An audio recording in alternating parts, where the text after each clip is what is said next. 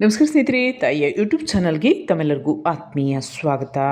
ಸ್ನೇಹಿತರೆ, ಈ ದಿನದ ವಿಡಿಯೋದಲ್ಲಿ ಮನುಷ್ಯ ನರಕಕ್ಕೆ ಹೋಗದಂತೆ ತನ್ನನ್ನು ತಾನು ತಡೆಗಟ್ಟತಕ್ಕಂಥದ್ದು ಹೇಗೆ, ಅದ್ರ ಬಗ್ಗೆ ವಿಡಿಯೋದಲ್ಲಿ ನೋಡೋಣ.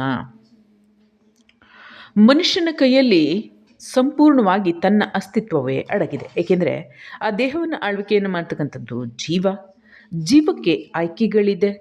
ಆಯ್ಕೆಗಳಲ್ಲಿ ಸಕಾರಾತ್ಮಕ, ನಕಾರಾತ್ಮಕ ಹೀಗಿದ್ದಂಥ ಪಕ್ಷದಲ್ಲಿ ಕರ್ಮಫಲದ ಅನುಸಾರವಾಗಿ ಅದು ಒಂದು ಸಕಾರಾತ್ಮಕತೆಯನ್ನು ಪಡೆಯುತ್ತೆ ಅಥವಾ ಹಾನಿಕಾರಕ ಗತಿಯನ್ನು ಪಡೆಯುತ್ತೆ ಅನ್ನೋದನ್ನು ನಾವು ತಿಳಿದಿದ್ದೇವೆ.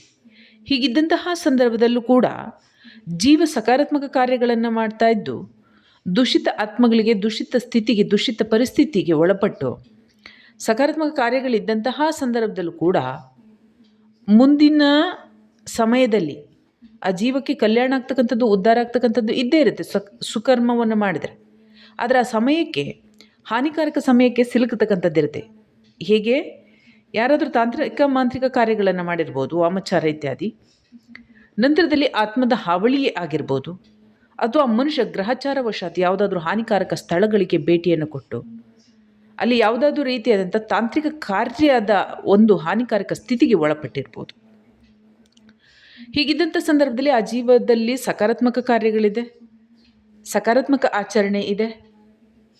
ಹಾಗೆಯೇ ಯಾವುದೇ ಹಾನಿಕಾರಕ ಅಂದರೆ ನರಕಕ್ಕೆ ಹೋಗ್ತಕ್ಕಂಥ ಯಾವ ವಿಧಾನದ ಕಾರ್ಯಗಳಿಲ್ಲ. ಆದಾಗ್ಯೂ ಕೂಡ ಮುಂದೆನೂ ಕೂಡ ಅದಕ್ಕೆ ಒಳ್ಳೆಯದಾಗುತ್ತೆ ಅಂತಲೇ ಇಟ್ಕೊಳ್ಳಿ. ಆದಾಗ್ಯೂ ಕೂಡ ಒಂದು ಅವಧಿಗೆ ಆ ಜೀವಕ್ಕೆ ಯಾವುದೋ ರೂಪದ ಬಾಧೆಗಳು ಬಂದು, ಈಗ ಎಷ್ಟೋ ಜನ ಯಾವ್ಯಾವುದೋ ವಯಸ್ಸಲ್ಲಿ ಓದಲಿಕ್ಕಾಗೋದಿಲ್ಲ, ಜಾಬ್ ಮಾಡಲಿಕ್ಕಾಗೋದಿಲ್ಲ, ಮದುವೆ ಆಗಲಿಕ್ಕಾಗೋದಿಲ್ಲ, ಮನೆ ಕಟ್ಟಲಿಕ್ಕಾಗೋದಿಲ್ಲ, ವ್ಯಾಪಾರ ಮಾಡಲಿಕ್ಕಾಗೋದಿಲ್ಲ, ಹೆಸರು ಕೀರ್ತಿ ಇತ್ಯಾದಿ ಏನು ಪಡೀಲಿಕ್ಕಾಗೋದಿಲ್ಲ, ಯಾವ್ಯಾವುದೋ ಒಂದು ವಯಸ್ಸಲ್ಲಿ ಅಡಚಣೆ ಬರ್ತವೆ ಅಂತ ಇಟ್ಕೊಳ್ಳಿ. ಈ ಅಡಚಣೆಗಳ ಹಿಂದಿನ ಜೀವನವನ್ನು, ಮನುಷ್ಯ ಜೀವನವನ್ನು ನೋಡಿದ್ರೆ ಆ ಮನುಷ್ಯನ ಜೀವನ ಸಕಾರಾತ್ಮಕವಾಗಿಯೇ ಇರುತ್ತೆ. ಸಕಾರಾತ್ಮಕವಾಗಿದ್ದಂಥ ಪಕ್ಷದಲ್ಲೇ ಮನುಷ್ಯನಿಗೆ ಹಾನಿಕಾರಕ ಸ್ಥಿತಿ ಬರಬಾರ್ದು. ಆದರೆ ಯಾವುದೋ ಕಾರಣವಶಾತ್ ಈಗ ಒಂದು ಕುಟುಂಬದಲ್ಲಿ ಒಂದು ಜೀವ ಸಕಾರಾತ್ಮಕವಾಗಿದ್ದರೆ ಹಲವು ಜೀವಗಳು ನಕಾರಾತ್ಮಕವಾಗಿರ್ತವೆ. ಅವುಗಳ ಪ್ರೇರಣೆಯಿಂದ, ಅವುಗಳ ಸಂಪರ್ಕದಿಂದ, ಅವುಗಳಿಗೆ ಈ ಪುಣ್ಯಯುತ ಜೀವಗಳು ಕಾರ್ಯವನ್ನು ಮಾಡೋದ್ರಿಂದ ಆ ದೋಷವನ್ನು ಕೂಡ ಹೊತ್ಕೋಬೇಕಾಗತ್ತೆ, ಕರ್ಮಫಲವನ್ನು ಕೂಡ ಹೊತ್ಕೋಬೇಕಾಗತ್ತೆ. ಆ ಕರ್ಮಫಲದಲ್ಲೂ ಕುಕರ್ಮದಲ್ಲೂ ಕೂಡ ಭಾಗಿಯಾಗಬೇಕಾಗತ್ತೆ. ಹಾಗಾಗಿ ಯಾವುದೋ ಕಾರಣಗಳ ವಶಾತ್ ಆ ಜೀವ ಯಾವುದೋ ಆತ್ಮದ ಸಮಸ್ಯೆಗಳಿಗೆ ಸಿಲುಕಿದ್ರೆ, ಬಾಧೆಗಳಿಗೆ ಸಿಲುಕಿದ್ರೆ, ಆ ಸಂದರ್ಭದಲ್ಲಿ ಏನು ಮಾಡ್ತಾವಂದರೆ, ದೇಹದಲ್ಲಿ ಒಬ್ಬ ಮನುಷ್ಯ ಹಾನಿಕಾರಕ ಸ್ಥಿತಿಗೆ ನರಕಕ್ಕೆ ಹೋಗಬೇಕಂದ್ರೆ ಆ ಮನುಷ್ಯನ ಮೂಲಾಧಾರ ಚಕ್ರ ಡ್ಯಾಮೇಜ್ ಆಗಬೇಕು. ಆ ಮೂಲಾಧಾರ ಚಕ್ರ ಡ್ಯಾಮೇಜ್ ಆಗಬೇಕಂತಂದರೆ ಮನುಷ್ಯನಿಗೆ ಶೌಚಾದಿ ಕ್ರಿಯೆಗಳನ್ನು ಮಾಡ್ತಕ್ಕಂಥ ವಿಭಾಗದಲ್ಲಿ ನಿಯಂತ್ರಣ ಇರೋದಿಲ್ಲ. ಅನಿಯಂತ್ರಿತ ಸ್ಥಿತಿ, ಬಟ್ಟೆಗಳ ಮೇಲೆ ಸುಸು ಮಾಡ್ಕೊಳ್ತಕ್ಕಂಥದ್ದು ಅಥವಾ ಟಾಯ್ಲೆಟ್ ಇತ್ಯಾದಿ ಮಾಡ್ಕೊಳ್ತಕ್ಕಂಥದ್ದು, ಅಥವಾ ಆ ಮನುಷ್ಯನಿಗೆ ಶಕ್ತಿ, ಹಾಗೆ ಗ್ಯಾಸ್ ಇತ್ಯಾದಿ ಮೂಲಕ ಒಂದು ರೀತಿಯಾಗಿ ಶಕ್ತಿ, ಎನರ್ಜಿ, ಜೀವದ ಎನರ್ಜಿ ಎಲ್ಲವೂ ಕೂಡ ಆಹಾರ ಸೇವನೆಯಿಂದ ಲಭ್ಯವಾಗಿದ್ದು, ಬೆಳಕು ವಾಯುವಿನಿಂದ ಲಭ್ಯವಾಗಿದ್ದು, ಹಾಗೆ ಬುದ್ಧಿ ವಿಷಯಗಳಿಂದ ಲಭ್ಯವಾಗಿದ್ದು, ಆ ಜೀವ ಏನಾದರೂ ಭಕ್ತಿ ಆಚರಣೆಯನ್ನು ಮಾಡಿದ್ರೆ ಭಕ್ತಿಯಿಂದ ಆಚರಣೆ ಮಾಡಿದ್ದು, ಧ್ಯಾನದಿಂದ ಪಡೆದಿದ್ದು, ಈ ರೀತಿಯಾದಂತಹ ಅವರ ಪೂರ್ವಜರ ಆಶೀರ್ವಾದವೋ, ಗುರುಗಳ ಆಶೀರ್ವಾದವೋ, ದೈವದ ಆಶೀರ್ವಾದವೋ, ಈ ರೀತಿಯಾಗಿ ಶಕ್ತಿ ಇರ್ತಕ್ಕಂಥದ್ದು ಏನಾಗುತ್ತೆ, ಅದೆಲ್ಲವೂ ಕೂಡ ಮೂಲಾಧಾರದ ಆಸುಪಾಸಿನಲ್ಲಿ ರೆಡ್ಯೂಸ್ ಆಗುತ್ತೆ. ಆ ಜೀವಕ್ಕೆ ಮೂಲಬಂಧ ಹಾಕ್ಕೊಳ್ಳಿಕ್ಕೆ ಬರೋದಿಲ್ಲ, ಮೂಲಬಂಧದ ಆ ಸ್ಥಿತಿಯನ್ನು ಬಗ್ಗೆ ಕೂಡ ತಿಳಿದಿರೋದಿಲ್ಲ. ಇಂಥ ಸಂದರ್ಭದಲ್ಲಿ ಏನಾಗುತ್ತೆ, ಬಲವಂತವಾಗಿ ಆ ಜೀವದ ಎನರ್ಜಿ ಎಲ್ಲ ಕೂಡ ಲಾಸ್ ಆಗ್ತಾ ಇರುತ್ತೆ. ಈ ಲಾಸ್ ಆಗುವ ಕಾರಣದಿಂದ ಜೀವ ತನ್ನ ಸಕಾರಾತ್ಮಕ ಶಕ್ತಿಯನ್ನು ಮುನ್ನಡೆಸಿ ಅದರಿಂದ ಅನುಕೂಲವನ್ನು ಪಡೆತಕ್ಕಂಥ ಎಲ್ಲ ಕರ್ಮವನ್ನು ಮಾಡಿದ್ರೂ ಕೂಡ ಆಗಿನ ಸಮಯಕ್ಕೆ ವಿಫಲವಾಗಿಬಿಡತ್ತೆ. ತನ್ನ ಜೀವವನ್ನು ದೇಹದಲ್ಲಿ ಉಳಿಸ್ಕೊಂಡು ತಾನು ಪಡೆದಿರ್ತಕ್ಕಂಥ ಸಕಾರಾತ್ಮಕ ಸ್ಥಿತಿಯನ್ನು ಉಳಿಸ್ಕೊಂಡು ಮುನ್ನುಗ್ಗಿ ಹೋಗಲು ಹಾನಿಕಾರಕ ಸ್ಥಿತಿಗೆ ಒಳಪಟ್ಬಿಡುತ್ತೆ. ಅದಕ್ಕೆ ಮೊದಲೇ ನಾನು ಹೇಳಿದಾಗೆ, ಒಬ್ಬ ಮನುಷ್ಯ ಸಕಾರಾತ್ಮಕವಾಗಿದ್ದರೆ ಆ ಕುಟುಂಬದಲ್ಲಿ ಹಲವು ಜನರು ನಕಾರಾತ್ಮಕವಾಗಿದ್ದರು, ಒಂದೆರಡು ಜನರು ನಕಾರಾತ್ಮಕವಾಗಿದ್ದರು, ಅವರು ಧ್ಯಾನ ಮಾಡಿಲ್ಲ, ಪೂಜೆ ಮಾಡಿಲ್ಲ, ಜಪಗಳನ್ನು ಮಾಡಿಲ್ಲ, ಒಳ್ಳೆ ಆಚರಣೆ ಮಾಡಿಲ್ಲ, ಹಾನಿಕಾರಕ ಜಾಗಗಳಿಗೆ ಹೋಗಿರ್ತಾರೆ, ಹಾನಿಕಾರಕ ಜನರ ಸಂಪರ್ಕಕ್ಕೆ ಹೋಗಿರ್ತಾರೆ, ತಾಂತ್ರಿಕ ಮಾಂತ್ರಿಕ ಕ್ರಿಯೆಗೆ ಮಾಡಿಸಿರ್ತಾರೆ ಅಥವಾ ಒಳಪಟ್ಟಿರ್ತಾರೆ, ಅಥವಾ ಅಂಥ ತಾಂತ್ರಿಕ ಕ್ರಿಯೆಗಳನ್ನು ಮಾಡಿರೋರು ಅಥವಾ ಮಾಡಿಸ್ಕೊಂಡಿರೋರು ಅವ್ರ ಮೇಲೆ ಆಗಿರ್ತಕ್ಕಂಥವ್ರ ಸಂಪರ್ಕಕ್ಕೆ ಹೋಗಿರ್ತಾರೆ, ಆತ್ಮದ ಹಾವಳಿಗೆ ತುತ್ತಾಗಿರ್ತಾರೆ, ಸ್ಮಶಾನಕ್ಕೆ ಹೋಗಿರ್ತಾರೆ, ಎಲ್ಲರೂ ಸಾವು ನೋವು ಆಗ್ತಕ್ಕಂಥ ಜಾಗ, ತಾಂತ್ರಿಕ ಕಾರ್ಯಗಳನ್ನು ಮಾಡ್ತಕ್ಕಂಥ ಜಾಗ, ಅಥವಾ ಯಾವುದಾದ್ರೂ ಹಾನಿಕಾರಕ ಕಾರ್ಯಗಳನ್ನೇನು ಮಾಡ್ತಾರೆ, ಯಾವುದು ಮನುಷ್ಯ ಜೀವಕ್ಕೆ ಆರೋಗ್ಯಪೂರ್ಣವಲ್ಲ ಅಂಥ ಹಾನಿಕಾರಕ ಕಾರ್ಯಗಳನ್ನು ಸ್ತ್ರೀಯರಾಗಿರ್ಬೋದು, ಪುರುಷರಾಗಿರ್ಬೋದು ಮಾಡ್ತಕ್ಕಂಥ ಕಾರ್ಯದಿಂದ ಆತ್ಮದ ಹಾವಳಿಗೆ ತುತ್ತಾಗಿದ್ದರೆ ಅಂಥವರ ಸಂಪರ್ಕಕ್ಕೆ ಈಗ ಶುದ್ಧ ಇರ್ತಕ್ಕಂಥ ಜೀವ ಹೋಗ್ಬೋದು. ಆ ಮನುಷ್ಯ ಹೋದಂಥ ಸಂದರ್ಭದಲ್ಲಿ ಏನಾಗುತ್ತೆ, ನೆಗೆಟಿವಿಟಿಯ ಬಾಧಿಸುತ್ತೆ. ಆ ಸಂದರ್ಭದಲ್ಲಿ ಆ ಜೀವವನ್ನು ಬಲವಂತವಾಗಿ ನರಕಕ್ಕೆ ಕೊಂಡೊಯ್ತಕ್ಕಂಥದ್ದಾಗತ್ತೆ. ಅಂದರೆ ಆ ಮೂಲಾಧಾರ ಚಕ್ರದ ಸ್ಥಾನವನ್ನು ಡ್ಯಾಮೇಜ್ ಮಾಡಿ ಎನರ್ಜಿ ಎಲ್ಲವೂ ಕೂಡ ನಷ್ಟವಾಗುವಂತೆ ಮಾಡ್ತಕ್ಕಂಥದ್ದಾಗತ್ತೆ. ಹೀಗಿದ್ದಾಗ ಒಬ್ಬ ಮನುಷ್ಯ ನರಕಕ್ಕೆ ಹೋಗಬಾರ್ದಂದ್ರೆ ವಿಶೇಷವಾಗಿ ಗಮನಿಸಿ, ಯಾವುದೋ ರೂಪದ ಹಾನಿ ಆದಂತಹ ಪಕ್ಷದಲ್ಲೂ ಕೂಡ ಚೇತನ ಎಂಬತಕ್ಕಂಥದ್ದು ಬುದ್ಧಿವಂತ ಇರುತ್ತೆ. ಹಾಗೆಯೇ ದೇಹವೂ ಕೂಡ ಪಂಚತತ್ವ ದೈವಶಕ್ತಿಗಳಿಂದ ನಿರ್ಮಾಣ ಆಗಿರ್ತಕ್ಕಂಥದ್ದು. ಇದಕ್ಕೆ ವಿಶೇಷವಾಗಿ ಯಾರೂ ಕೂಡ ಮುಂದಕ್ಕೆ ಬೇಕಾದ್ರೆ ನೀವು ಸಕಾರಾತ್ಮಕ ಮಾಡ್ಕೊಳ್ಳಿ, ಮುಂದಕ್ಕೆ ಬೇಕಾದ್ರೆ ನಿಮ್ಮ ಸಮಸ್ಯೆ ನಿವಾರಣೆ ಮಾಡ್ಕೊಳ್ಳಿ, ಮುಂದಕ್ಕೆ ಬೇಕಾದ್ರೆ ನೀವು ಧ್ಯಾನದಲ್ಲಿ ಪ್ರಗತಿ ಕಾಣಿ, ಭಕ್ತಿಯಲ್ಲಿ ಪ್ರಗತಿ ಕಾಣಿ, ಆದರೆ ನಿಮ್ಮನ್ನು ನೀವು ಉಳಿಸ್ಕೊಳ್ತಕ್ಕಂಥ ಕಾರ್ಯವನ್ನು ಮಾಡಿ. ಆದರೆ ಯಾವಾಗ ಹಾನಿ ಆಗ್ತಾ ಇರುತ್ತೆ, ಆ ಜೀವ ಮೂಲಾಧಾರ ಚಕ್ರದ ಮೂಲಕ ಅಂದರೆ ಶೌಚಾದಿ ಕ್ರಿಯೆಗಳ ಮೂಲಕ ಹೋಗ್ಬಿಡ್ತಾವೆ. ಸತ್ತಾಗ ಅಲ್ಲಿಂದ ಹೊರಗಡೆ ಪ್ರಯಾಣ ಬೆಳೆಸ್ತಾವೆ, ಆಗ ನರಕಕ್ಕೆ ಹೋಗ್ಬಿಡ್ತಾವೆ. ವಿಶೇಷವಾಗಿ ಮನುಷ್ಯನಿಗೆ ಶೌಚಾದಿ ಕ್ರಿಯೆಗಳನ್ನು ಮಾಡ್ತಕ್ಕಂತಹ ಸ್ಥಳಗಳಲ್ಲಿ ನಿಯಂತ್ರಣ ಇರಬೇಕು. ಅಂದರೆ ಅವಸರದಿಂದ ಈಗ ಶೌಚಕ್ಕೆ ಹೋಗ್ತಕ್ಕೋದ್ರು ಬಟ್ಟೆ ಮೇಲೆ ಹೋಗೋದು, ಇದೆಲ್ಲ ಏನಾಗುತ್ತೆ ಅಂದರೆ ಒಳಗಡೆ ಜೀವಕ್ಕೆ ಒತ್ತಡ ಇರುತ್ತೆ. ದೀರ್ಘಕಾಲ ಅವರು ಹೋಗಿರೋದಿಲ್ಲ ಅಂತ ಇಟ್ಕೊಳ್ಳಿ, ಅದಕ್ಕೂ ಕೂಡ ಯಾವುದಾದ್ರು ಒಂದು ಕಾರಣ, ಒಂದು ಸಮಯ, ಸಂದರ್ಭವಂತ ನಿರ್ಮಾಣ ಮಾಡಿರ್ತಾರೆ. ಅದನ್ನು ನೀವು ಪತ್ತೆ ಮಾಡ್ಕೋಬೇಕು. ಇಲ್ಲಿ ನಿಮ್ಮನ್ನು ನೀವು ಪ್ರೊಟೆಕ್ಟ್ ಮಾಡ್ಕೋಬೇಕು. ನರಕಕ್ಕೆ ಹೋಗಬಾರ್ದಂದ್ರೆ ಆ ಒಂದು ಮೂಲ ಬಂಧ ಅಂತ ಆಗಬೇಕು.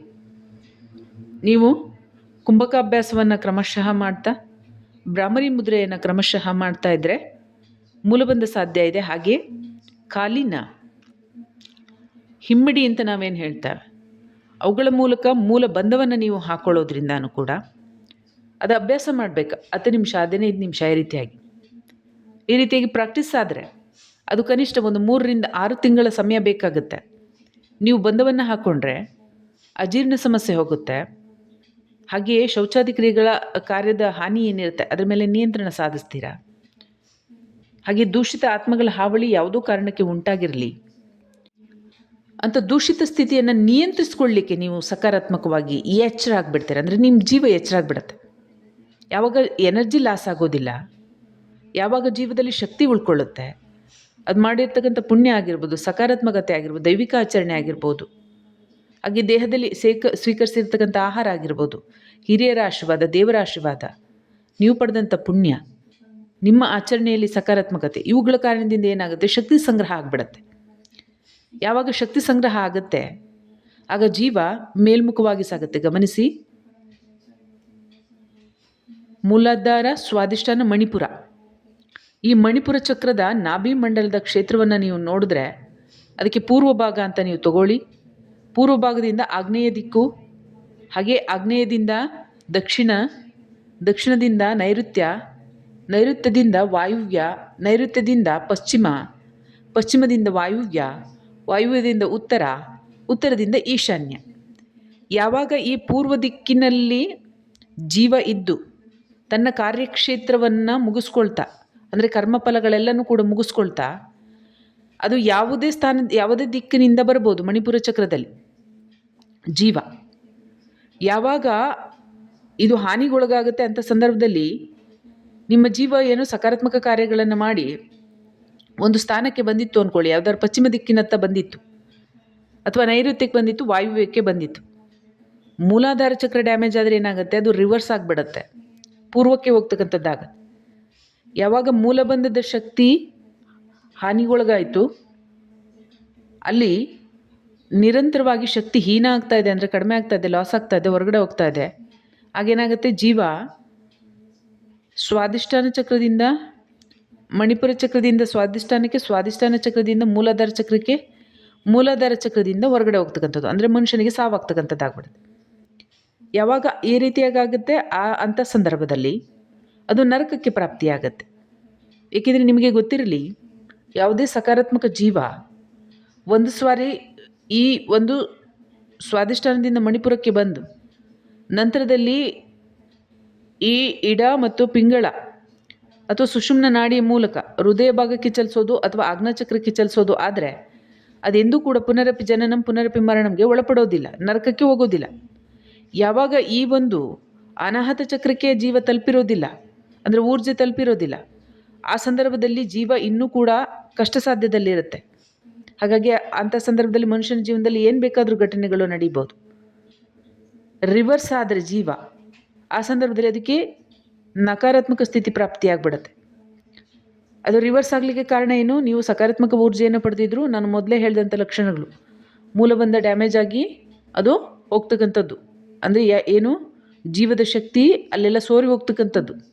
ಯಾವಾಗ ಅದು ಸೋರಿ ಹೋಗುತ್ತೆ ಆಗ ಜೀವ ನಿಸ್ತೇಜ ಆಗಿಬಿಡತ್ತೆ, ನಿರ್ಬಲ ಸ್ಥಿತಿ ಆಗಿಬಿಡತ್ತೆ, ಆಯಾಸ, ಮನುಷ್ಯನಿಗೆ ಸುಸ್ತು ಅಥವಾ ಅತಿಯಾದಂಥ ನಿದ್ರೆ ಬರ್ತಕ್ಕಂಥದ್ದು ಕೂಡ ಶಕ್ತಿಹೀನವಾಗಿದ್ದರೆ, ಇಂಥ ಸ್ಥಿತಿ ಯಾವಾಗ ಜೀವಕ್ಕೆ ನಿರ್ಮಾಣ ಆಗುತ್ತೆ ಅದನ್ನು ತನ್ನನ್ನು ತಾನು ಡಿಫೆನ್ಸ್ ಮಾಡ್ಕೊಳ್ಳಿಕ್ಕಾಗೋದಿಲ್ಲ, ರಕ್ಷಣೆ ಮಾಡ್ಕೊಳ್ಳಿಕ್ಕಾಗೋದಿಲ್ಲ. ಆ ಸಂದರ್ಭದ ನೆಗೆಟಿವಿಟಿ ಎನರ್ಜಿ ಇದ್ದವೇನು ಫೋರ್ಸ್ ಮಾಡ್ತಾ ಆಗ ಒಂದೊಂದೇ ಚಕ್ರದಿಂದ ರೆಡ್ಯೂಸ್ ಆಗುತ್ತೆ. ಮಣಿಪುರದಿಂದ ಸ್ವಾಧಿಷ್ಠಾನ, ಸ್ವಾಧಿಷ್ಠಾನದಿಂದ ಮೂಲಾಧಾರ, ಮೂಲಾಧಾರದಿಂದ ಆ ಮನುಷ್ಯರು ನೋಡಿ ಊಟ ತಿಂದರೆ ಅಜೀರ್ಣ ಆಗುತ್ತೆ, ನಿದ್ದೆ ಬರೋದಿಲ್ಲ, ಬೆಡ್ ರಿಡನ್ ಆಗ್ತಾರೆ, ನಂತರ ಕಣ್ಣು ಕಾಣಿಸೋದಿಲ್ಲ, ಕಿವಿ ಕೇಳಿಸೋದಿಲ್ಲ, ಮಾತಾಡ್ತಾ ಇಲ್ಲ, ನೀರು ಕುಡಿತಾ ಇಲ್ಲ, ಆಹಾರ ಸೇವನೆ ಮಾಡ್ತಾ ಇಲ್ಲ ಅಂತ ಈಗೀಗ ಹಂತ ಹಂತಗಳಾಗುತ್ತೆ. ಅದೆಲ್ಲವೂ ಆ ಹಂತದ ಸ್ಥಿತಿಯನ್ನು ನಾವು ನೋಡಿದಂಥ ಸಂದರ್ಭದಲ್ಲಿ ಮನುಷ್ಯನ ಜೀವ ನರಕಕ್ಕೆ ಪ್ರಾಪ್ತಿಯಾಗ್ತಕ್ಕಂಥದ್ದು, ಕಷ್ಟ ಕಾರ್ಪಣ್ಯಗಳಿಗೆ ಪ್ರಾಪ್ತಿಯಾಗ್ತಕ್ಕಂಥದ್ದು ಆಗುತ್ತೆ. ಅದರಿಂದಾಗಿ ವಿಡಿಯೋದ ಮಧ್ಯದಲ್ಲಿ ಹೇಳಿದಂತೆ ಮೂಲಬಂಧವನ್ನು ಹಾಕೊಳ್ತಕ್ಕಂಥದ್ದು ಅಗತ್ಯ. ಹಾಕೊಂಡ ನಂತರದಲ್ಲಿ ಮೂಲಬಂಧವನ್ನು ನಿರ್ಮಾಣ ನೀವು ಮಾಡಿಕೊಂಡ ನಂತರದಲ್ಲಿ ಉಸಿರನ್ನು ಬಿಗಿ ಹಿಡಿತಕ್ಕಂಥದ್ದು, ಆ ಒಂದು ಮೂಲಬಂಧವನ್ನು ಹಾಕ್ಕೊಳ್ತಕ್ಕಂಥದ್ದು. ಈ ರೀತಿಯಾಗಿ ಮೂಲಬಂಧವನ್ನು ಹಾಕ್ತಕ್ಕಂಥ ಸಂದರ್ಭದಲ್ಲಿ ಜಲಂಧರ ಬಂಧ ಅಂದರೆ ಈ ಒಂದು ಕುತ್ತಿಗೆಯನ್ನು ಬಗ್ಗಿಸಿ ಆ ಕುತ್ತಿಗೆಯನ್ನು ಮುರಿದಂತೆ ಇಟ್ಕೋಬಾರ್ದು, ನೇರವಾಗಿ ಮೇರ್ದಂಡ ನೇರವಾಗಿರಬೇಕು. ಈ ರೀತಿಯಾಗಿ ಅಭ್ಯಾಸವನ್ನು ಮಾಡೋದ್ರಿಂದ ಆ ಮೂಲಬಂಧವನ್ನು ಹಾಕಿದ್ದು ನಿಮ್ಮ ನಿಯಂತ್ರಣಕ್ಕೆ ಬರುತ್ತೆ, ಜೀವಕ್ಕೆ ಶಕ್ತಿ ಸಿಗುತ್ತೆ. ಅಂಥ ಸಂದರ್ಭದಲ್ಲಿ ನೀವು ನರಕಕ್ಕೆ ಪ್ರಾಪ್ತಿಯಾಗದಂತೆ ತನ್ನನ್ನು ತಾನು ಪ್ರೊಟೆಕ್ಟ್ ಮಾಡ್ಕೋಬೋದು, ರಕ್ಷಣೆ ಮಾಡ್ಕೋಬೋದು ಅಂತ ಹೇಳ್ತಾ, ಜೊತೆಗೆ ಸೂಕ್ಷ್ಮ ಶರೀರದಲ್ಲಿ ಮೂಲಬಂಧ ರಚನೆ ಹೇಗಾಗುತ್ತೆ ಅದ್ರ ಬಗ್ಗೆ ಹೆಚ್ಚಿನ ಮಾಹಿತಿಯನ್ನು ಮತ್ತೊಂದು ವೀಡಿಯೋದಲ್ಲಿ ನೋಡೋಣ. ಹೇಗೆ ರಚನೆ ಆಗುತ್ತೆ, ಎಷ್ಟು ಸಮಯ ಬೇಕು ಅನ್ನೋದನ್ನು ಮತ್ತೊಂದು ವೀಡಿಯೋದಲ್ಲಿ ನೋಡೋಣ ಅಂತ ಹೇಳ್ತಾ, ಈ ವಿಡಿಯೋ ನಾನು ಮುಗಿಸೋದಕ್ಕೆ ಮುಂಚೆ ಯಾರಿಗಾರ ನಕಾರಾತ್ಮಕ ಸಮಸ್ಯೆ ಇದ್ದ ಪಕ್ಷ ಮಾಟ ಮಂತ್ರ ತಂತ್ರ ಮತ್ತು ಸಮಸ್ಯೆ ಇದ್ದ ಪಕ್ಷ ಧೂಪದ ಪೌಡ್ರಿಗೆ ಆರ್ಡರ್ ಮಾಡ್ಬೋದು. ಇದನ್ನು ಸ್ಮೆಲ್ ತಗೊಂಡು ಮ್ಯಾಕಿಗೆ ಇಟ್ಬೋದು. ಮನೆಗೆಲ್ಲ ಹರ್ತಕ್ಕಂಥ ಕಾರ್ಯ ನೀವು ಮಾಡೋದ್ರಿಂದ ಆತ್ಮ ಸಮಸ್ಯೆಗಳ ಮುಕ್ತರಾಗಿ ತಂತ್ರ ಮತ್ತು ಬಾಧೆಗಳು ನಿವಾರಣೆ ಮಾಡ್ಕೋಬೋದು. ಲಕ್ಷ್ಮೀ ಕೃಪಾ ಪ್ರಾಪ್ತಿ ಧೂಪದ ಪೌಡರ್ ಕೂಡ ಲಭ್ಯ ಇದೆ. ಇದನ್ನು ಹಣಕಾಸಿನ ಅರ್ಜನ್ಗೆ ಸಂಬಂಧಪಟ್ಟಂತೆ ನೀವು ಮನೆಯಲ್ಲಿ ಅಂಗಡಿ ಮೇಲೆ ಮುಂಗಟ್ಟು ವ್ಯವಸ್ಥೆಗಳಲ್ಲಿ ಹಾಕೋಬೋದು. ಹಾಗೆ ಎರಡು ರೀತಿಗೆ ಆಯಿಲ್ ಇದೆ. ಆತ್ಮ ಸಮಸ್ಯೆ ನಿವಾರಣೆಗೆ ಇರ್ತಕ್ಕಂಥ ದೇಹಕ್ಕೆ ಬೇರೆ, ತಲೆಗೆ ಬೇರೆ. ಫೋನ್ ನಂಬರ್ 6364205078 ಈ ನಂಬರ್ಗೆ ಕರೆ ಮಾಡಿ ಬುಕ್ ಮಾಡ್ಬೋದು. ಹಸ್ತ ಸಾಮುದ್ರಿಕ ಅಂಗಸಮ ಸಂಖ್ಯಾಶಾಸ್ತ್ರ, ಜ್ಯೋತಿಷಾಸ್ತ್ರ, ವಾಸ್ತುಶಾಸ್ತ್ರ ಸಂಬಂಧಪಟ್ಟಂತೆ, ಯಂತ್ರ ಮಂತ್ರ ತಂತ್ರಿಗೆ ಸಂಬಂಧಪಟ್ಟಂತೆ, ಧ್ಯಾನ, ಯೋಗ, ಕುಂಡಲಿ ಶಕ್ತಿ, ಜಾಗೃತಿ ಸಂಬಂಧಪಟ್ಟಂತೆ, ಕಾನೂನಾತ್ಮಕ ವಿಷಯಗಳಿಗೆ ಸಂಬಂಧಪಟ್ಟಂತೆ ಸಮಸ್ಯೆಗಳಿದೆ ಪಕ್ಷದಲ್ಲಿ, ಮುದ್ರಾಭ್ಯಾಸಕ್ಕೆ ಸಂಬಂಧಪಟ್ಟಂತೆ ಸಮಸ್ಯೆಗಳಿದೆ ಪಕ್ಷದಲ್ಲಿ ಕನ್ಸಲ್ಟೇಷನ್ ತೊಗೊಂಡು ಮಾತನಾಡ್ಬೋದು. ವಿಡಿಯೋ ಇಷ್ಟ ಲೈಕ್ ಮಾಡಿ, ಶೇರ್ ಮಾಡಿ, ಕಮೆಂಟ್ ಮಾಡಿ, ಚಾನಲ್ ಸಬ್ಸ್ಕ್ರೈಬ್ ಮಾಡ್ಕೊಳ್ಳಿ ಅಂತ ಹೇಳ್ತಾ, ಈ ವಿಡಿಯೋ ನಾನು ಮುಗಿಸೋದಕ್ಕೆ ಮುಂಚೆ ವಿಜಯದುರ್ಗ ಅಪರಾಧ ಚಾನಲ್ ಕೂಡ ವೀಕ್ಷಿಸಿ, ಹಾಗೆ ಭಾರತದ ಕಾನೂನು ಇಂಡಿಯನ್ ಲಾ ಚಾನಲ್ ಕೂಡ ವೀಕ್ಷಿಸಿ ಅಂತ ಹೇಳ್ತಾ ಈ ವಿಡಿಯೋ ನಾನು ಮುಗಿಸ್ತಾ ಇದ್ದೀನಿ. ಮುಂದಿನ ವಿಡಿಯೋದಲ್ಲಿ ಸೂಕ್ಷ್ಮ ಶರೀರದಲ್ಲಿ ಮೂಲಬಂಧ ನಿರ್ಮಾಣ ಹೇಗಾಗುತ್ತೆ, ಹೇಗೆ ಮಾಡ್ಕೋಬೇಕು, ಎಷ್ಟು ಸಮಯ ಬೇಕಾಗುತ್ತೆ ಅನ್ನೋದನ್ನು ವಿವರಣಾತ್ಮಕವಾಗಿ ವಿಡಿಯೋದಲ್ಲಿ ನಾವು ನೋಡೋಣ.